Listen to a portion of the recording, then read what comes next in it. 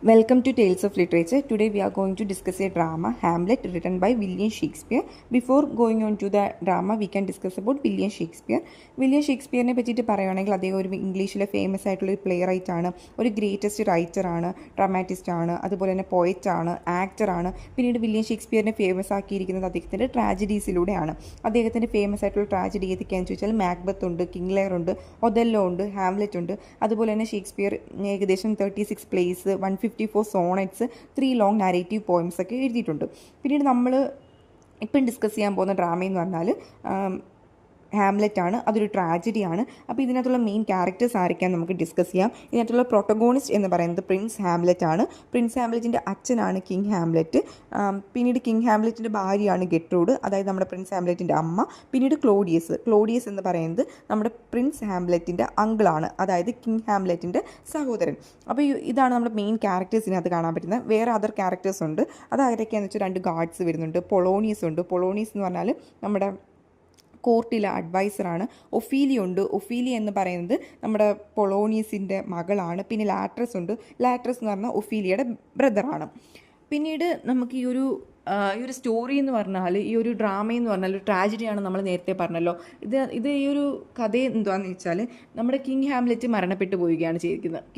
King ഹാംലെറ്റിൻ്റെ മരണത്തിന് ശേഷം king ഹാംലെറ്റിൻ്റെ ഭാര്യയായ ഗെട്രൂഡ് കിങ് ഹാംലെറ്റിൻ്റെ സഹോദരനായ ക്ലോഡിയസിനെ കല്യാണം കഴിക്കുകയും അതുപോലെ തന്നെ ക്ലോഡിയസ് ആണ് ഇപ്പോൾ ആ ഒരു പദവി പവറൊക്കെ കൊണ്ട് നടക്കുന്നത്. അവിടുത്തെ കിങ് ഇപ്പോൾ ആരാണ്? ക്ലോഡിയസ് ആണ്. അപ്പോൾ ഈ ഒരു കാര്യത്തിൽ ആർക്ക് വിഷമമുണ്ട്? നമ്മുടെ പ്രിൻസ് ഹാംലെറ്റിന് വിഷമമുണ്ട്. കാരണം തൻ്റെ അച്ഛൻ്റെ മരണവും തൻ്റെ അമ്മ പെട്ടെന്ന് പോയി വേറൊരു വിവാഹം കഴിച്ചതിലൊക്കെ നമ്മുടെ പ്രിൻസ് ഹാംലെറ്റിൻ്റെ വിഷമവും. പിന്നീട് ഈ ഒരു കഥയുടെ അവസാനം നമ്മുടെ പ്രിൻസ് ഹാംലെറ്റ് മനസ്സിലാക്കുകയാണ് ചെയ്യുന്നത്, തൻ്റെ അച്ഛൻ്റെ മരണത്തിന് പിന്നിൽ ക്ലോഡിയസ് ആണ് എന്നുള്ളൊരു കാര്യം മനസ്സിലാക്കുകയാണ്. തൻ്റെ അമ്മയെ സ്വന്തമാക്കാനും അതുപോലെ തന്നെ തൻ്റെ അച്ഛൻ്റെ പദവി കൈക്കലാക്കാൻ വേണ്ടിയിട്ടുമാണ് തൻ്റെ അച്ഛനെ ക്ലോഡിയസ് കൊന്നത് എന്നുള്ളൊരു കാര്യം ആര് മനസ്സിലാക്കുവാണ്?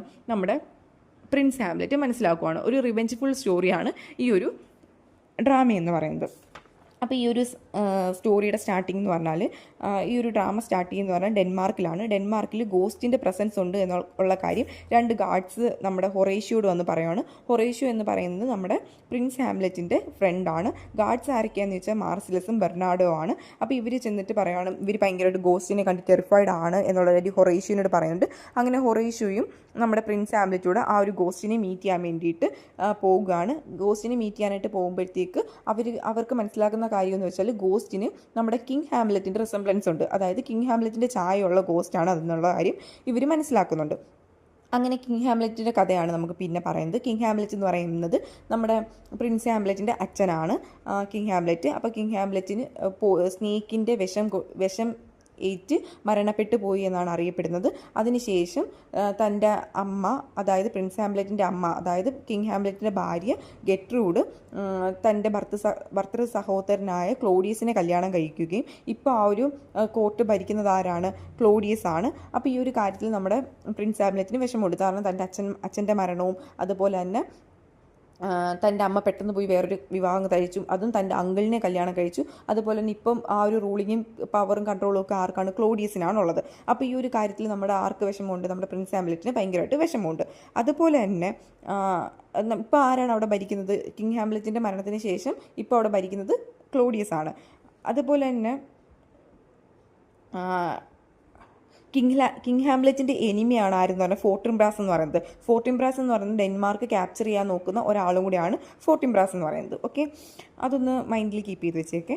പിന്നീട് പറയുന്ന ഒരു കാര്യം എന്ന് വെച്ചാൽ, പ്രിൻസ് ഹാംലെറ്റ് നമ്മൾ ഗോസ്റ്റിനെ മീറ്റ് ചെയ്ത കാര്യമാണ് പറയുന്നത്. പ്രിൻസ് ഹാംലെറ്റ് ഗോസ്റ്റിനെ മീറ്റ് ചെയ്യുന്നുണ്ട്. അപ്പോൾ ആരുടെ റിസംബ്ലൻസ് ആണുള്ളത്? കിങ് ഹാംലെറ്റിൻ്റെ റിസംബ്ലൻസ് ആണുള്ളത്. അങ്ങനെ ഗോസ്റ്റുമായിട്ടുള്ളൊരു കോൺവെർസേഷൻ വരികയും അങ്ങനെ ഈ ഒരു ഗോസ്റ്റ് റിവീൽ ചെയ്യുവാണ് തൻ്റെ മരണത്തിന് പിന്നിൽ, അതായത് കിങ് ഹാംലെറ്റിൻ്റെ മരണത്തിന് പിന്നിൽ ക്ലോഡിയസ് ആണെന്നും തൻ്റെ ഭാര്യയെ സ്വന്തമാക്കാനും തൻ്റെ പദവി സ്വന്തമാക്കാനും വേണ്ടിയിട്ട് ക്ലോഡിയസും ഗെട്രൂഡോടെ ചേർന്നാണ് തന്നെ കൊന്നത് എന്നുള്ളൊരു കാര്യം ആര് പറയുവാണ്?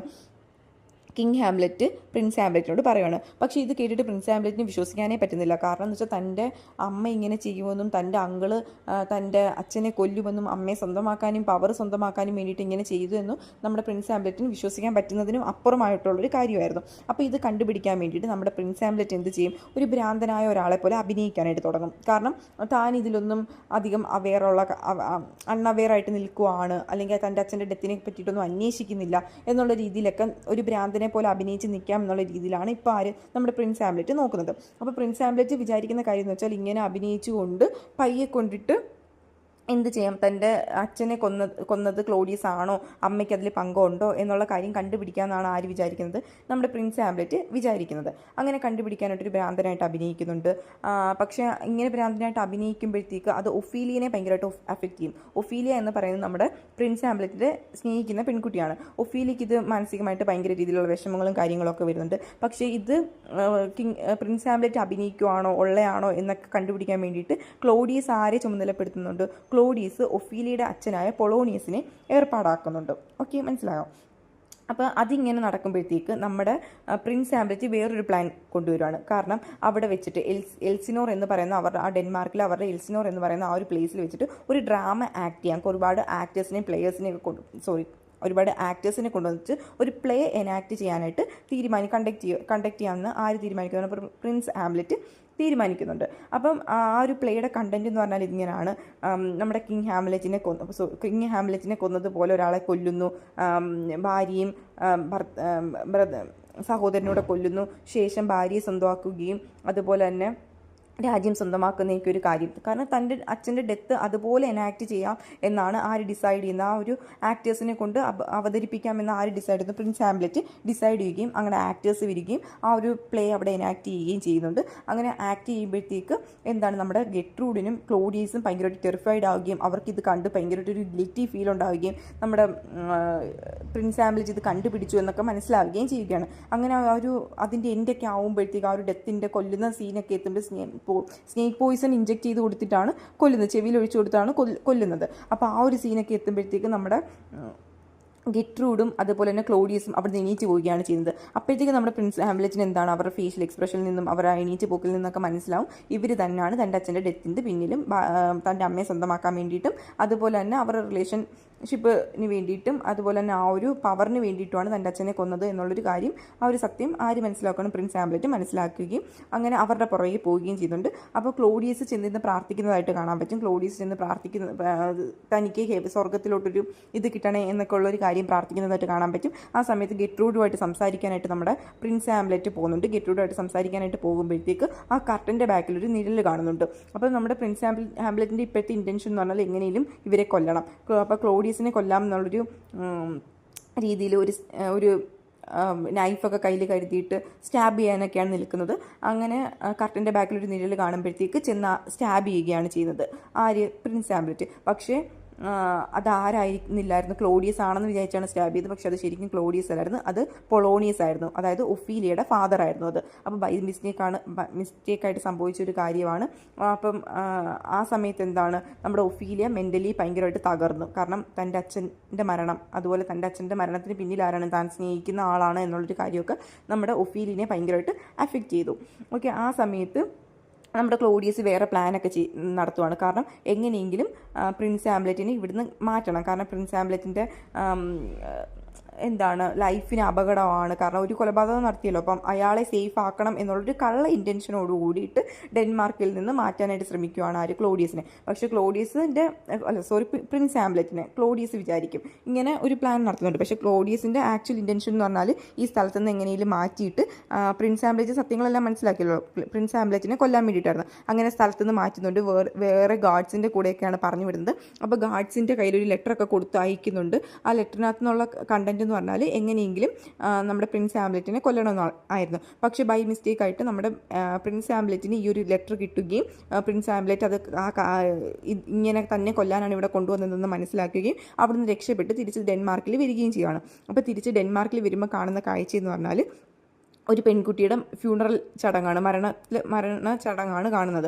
അതെന്ന് പറഞ്ഞാൽ വേറെ ആരുമല്ലായിരുന്നു, ഒഫീലിയ തന്നെയായിരുന്നു. ഒഫീലിയ തൻ്റെ അച്ഛൻ്റെ മരണത്തിൽ മനംനൊന്ത്, അതേപോലെ തൻ്റെ അച്ഛൻ്റെ മരണത്തിന് കാരണക്കാരനായ തൻ്റെ കാമുകനാണ് എന്നുള്ളൊരു കാര്യം കോർത്ത് അവൾ മെൻ്റലി ഇല്ലാവുകയും ഒരു ഭ്രാന്ത് പിടിച്ചൊരു പെൺകുട്ടി ആവുകയും ശേഷം അവൾ സൂയിസൈഡ് ചെയ്യുകയാണ് ചെയ്യുന്നത്. അപ്പോൾ ഇതിൽ നമ്മുടെ പ്രിൻസ് ഹാംലെറ്റിന് ഭയങ്കരമായിട്ട് സങ്കടം ഉണ്ടാവുകയും ആ ഒരു ഫ്യൂണറൽ ചടങ്ങിൽ വെച്ചിട്ടൊരു ഫ്ലവർ അവിടെ വെക്കുകയൊക്കെ ചെയ്യുകയാണ് പിന്നെ നമുക്ക് ഈ ഒരു ഡ്രാമയ്ക്കകത്ത് കാണാൻ പറ്റുന്നത്. പിന്നീട് നമുക്ക് കാണാൻ പറ്റുന്നത് നമ്മുടെ ക്ലോഡിയസ് ഉണ്ടല്ലോ, ക്ലോഡിയസ് കൺവിൻസ് ചെയ്യാൻ ശ്രമിക്കുകയാണ് ലാട്രസ് ആരാണ്, നമ്മുടെ ഒഫീലിയയുടെ ബ്രദറായ ലാട്രസിനെ കൺവിൻസ് ചെയ്യാൻ ശ്രമിക്കുകയാണ്. കാരണം നിൻ്റെ അച്ഛൻ്റെ മരണത്തിന് കാരണം ആരാണ്, പ്രിൻസ് ഹാംലെറ്റ് ആണെന്നും അതുപോലെ നിൻ്റെ പെങ്ങൾ മരിക്കാനുള്ള കാരണം പ്രിൻസ് ഹാംലെറ്റ് ആണെന്നൊക്കെ പറഞ്ഞ് പ്രിൻസ് ഹാംലെറ്റിനോടുള്ളൊരു വൈരാഗ്യം വളർത്തിയെടുക്കുകയാണ് ആര് ചെയ്തത്, ക്ലോഡിയസ് ചെയ്തത്.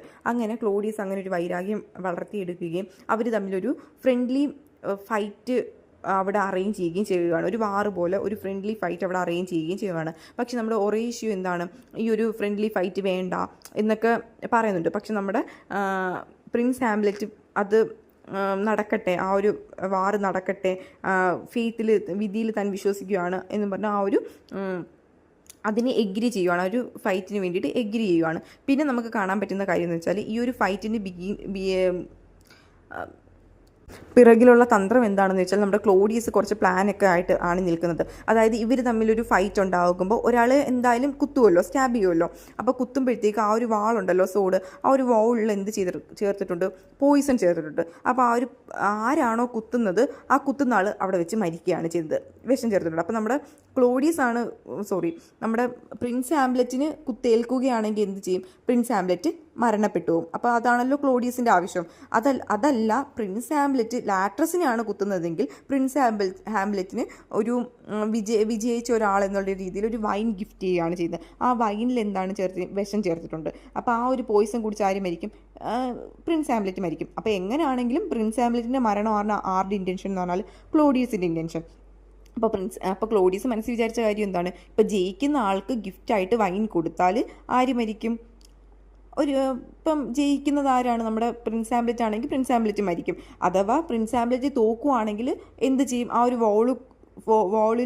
വാളിൽ എന്ത് ചേർത്തിട്ടുണ്ട്, ആ ഒരു പോയിസൺ ചേർത്തിട്ടുണ്ടല്ലോ. അപ്പോൾ ആ വാള് കൊള്ളുമ്പോഴത്തേക്ക് ആ പോയിസൺ കൊണ്ട് മരിക്കും.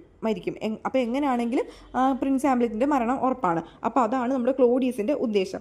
അങ്ങനെ പക്ഷേ ഈ ഒരു മൂവിങ് വാർ തുടങ്ങുകയും ആ ഒരു മൂവിങ് വാറിൻ്റെ ഇടയിൽ വെച്ചിട്ട് നമ്മുടെ ഹാംലെറ്റിൻ്റെ അടുത്ത്, പ്രിൻസ് ഹാംലെറ്റിൻ്റെ അടുത്ത് ലാട്രസിന് ഈ ഒരു പ്ലാനൊക്കെ മനസ്സിലാവുന്നുണ്ട് ഇടയ്ക്ക് വെച്ചിട്ട്. അപ്പോൾ ലാട്രസ് ഈ ഒരു കാര്യങ്ങളെല്ലാം ആരോട് റിവീൽ ചെയ്യുന്നുണ്ട്, പ്രിൻസ് ഹാംലെറ്റിനോട് റിവീൽ ചെയ്യുന്നുണ്ട് കാര്യങ്ങളൊക്കെ, തന്നെ ഇങ്ങനെയൊക്കെ ക്ലോഡിയസ് ചതിക്കുവാണെന്നുള്ള കാര്യങ്ങളൊക്കെ പറയുന്നുണ്ട്. പക്ഷേ ഓൾറെഡി നമ്മുടെ പ്രിൻസ് ഹാംലെറ്റിന് അറിയാം തൻ്റെ അച്ഛൻ്റെ മരണത്തിന് കാരണം പിന്നിൽ ആരാണ്, ക്ലോഡിയസിൻ്റെ തന്ത്രമാണ് എന്നുള്ള കാര്യങ്ങളെല്ലാം അറിയാം. അപ്പം അതിനുശേഷം ഈ ഒരു വാറിൻ്റെ ഇടയ്ക്ക് വെച്ചിട്ട് എന്ത് ചെയ്യുവാണ്, വാറിൻ്റെ ഇടയ്ക്ക് വെച്ചിട്ട് ബൈ മിസ്റ്റേക്കായിട്ട് ആ ഒരു വൈൻ ഗെട്രൂഡ് എടുത്ത് കുടിക്കുകയാണ്. അതായത് പ്രിൻസ് ഹാംലെറ്റിൻ്റെ അമ്മ ഗെട്രൂഡ് എടുത്ത് കുടിക്കുകയും ഗെട്രൂഡ് മരിക്കുകയും ചെയ്യുന്നുണ്ട്. പിന്നീട് ഈ ഒരു സത്യങ്ങളും ഒക്കെ അറിയുമ്പോഴത്തേക്ക് നമ്മുടെ പ്രിൻസ് ഹാംലെറ്റ് എന്ത് ചെയ്യുകയാണ്, ആ വാള് യൂസ് ചെയ്ത്, ആ സോഡ് യൂസ് ചെയ്തിട്ട് ക്ലോഡിയസിനെ സ്റ്റാബ് ചെയ്യുകയാണ്, കുത്തുകയും ചെയ്യുകയാണ്. അങ്ങനെ ക്ലോഡിയസ് മരിക്കുന്നുണ്ട്. അപ്പോൾ രണ്ടുപേരുടെയും മരണം, തൻ്റെ അച്ഛനെ കൊല്ലാൻ ശ്രമിച്ച് രണ്ടുപേരെയും ആര് കൊന്നു കഴിച്ചിട്ടുണ്ട്. ഒരാൾ വൈൻ കുടിച്ച് മരിച്ചു, രണ്ടാമത്തെ ആൾ ക്ലോഡിയസ് എങ്ങനെയാണ് മരിച്ചത്, സ്റ്റാബ് ചെയ്തു. നമ്മുടെ പ്രിൻസ് ഹാംലെറ്റ് സ്റ്റാബ് ചെയ്യുകയും മരണപ്പെട്ടു പോവുകയും ചെയ്തു. അപ്പം ആ ഒരു റിവെഞ്ച് ഇവിടെ തീർന്നേ. അപ്പോൾ ഈ ഒരു സമയത്താണ് ഫോർട്ടിംബ്രാസ് വരുന്നത്. നമ്മൾ ആദ്യം പറഞ്ഞ ഫോർട്ടിംബ്രാസിൻ്റെ ഒരു മാർച്ച് വോയിസൊക്കെ കേട്ടിട്ട് വരുവാണ്. എന്നിട്ട് ഹാംലെറ്റ് ഒറേഷ്യോട് പറയുവാണ്, ഇനി ഫോർട്ടിംബ്രാസ് ഈ ഒരു പ്ലേസ് ഫോർട്ടിംബ്രാസ് റൂൾ ചെയ്യട്ടെ എന്ന് പറയുകയാണ്.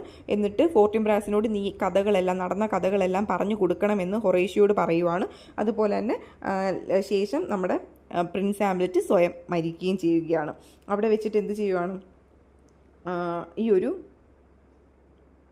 സ്റ്റോറി തീരുകയും ചെയ്യുവാണ്. അപ്പം ഇത്രയേ ഉള്ളൂ ഈ ഒരു സ്റ്റോറി എന്ന് പറഞ്ഞാൽ. നമ്മൾ ആദ്യമേ പറഞ്ഞൊരു റിവെഞ്ച്ഫുൾ സ്റ്റോറിയാണ്. തൻ്റെ അച്ഛനെ കൊന്ന ആളോടുള്ളൊരു പ്രതികാരമാണ്, ഒരു റിവെഞ്ചാണ് നമുക്ക് ഇതിനകത്ത് കാണാനായിട്ട് പറ്റുന്നത്. നമ്മുടെ മെയിൻ തീം എന്ന് പറഞ്ഞാലും റിവെഞ്ച് തന്നെയാണ്. പിന്നീട് നമ്മൾ നേരത്തെ പറഞ്ഞത് ഈ ഒരു സ്റ്റോറിയുടെ എൻഡിൽ നമ്മുടെ ഒറേഷ്യോ നടന്ന കാര്യങ്ങളെല്ലാം ആരോട് പറയുന്നുണ്ട്, ഫോർട്ടിംബ്രാസിനോട് പറയുന്നുണ്ട് കേട്ടോ. ഫോർട്ടിംബ്രാസിനോട് പറയുകയും അതുപോലെ തന്നെ നമ്മുടെ പ്രിൻസ് ഹാംലെറ്റിന് വേണ്ടിയിട്ടുള്ള ഒരു ഫ്യൂണറൽ കാര്യങ്ങളൊക്കെ ഒരുക്കി കൊടുക്കുകയും ചെയ്യുന്നുണ്ട് ഫോർട്ടിംബ്രാസ്.